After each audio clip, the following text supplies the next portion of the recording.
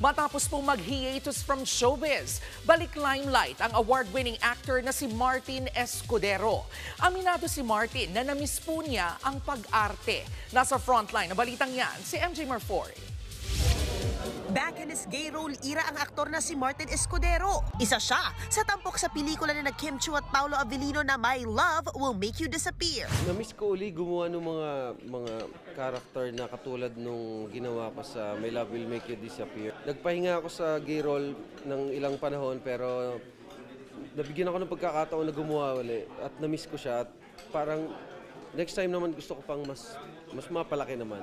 Nang mag-hiatus sa showbiz, pinasok naman ni Martin ang pagdinegosyo at big time na pala ngayon ang award-winning actor dahil may mining business na siya.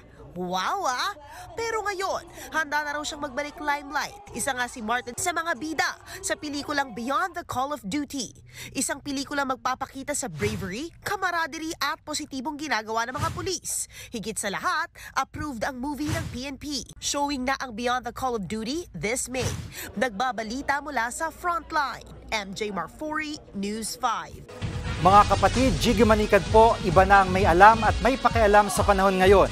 Para sa konkreto, kumpleto at komprehensibong balitaan sa Frontline, mag-follow at mag-subscribe sa social media pages ng News 5.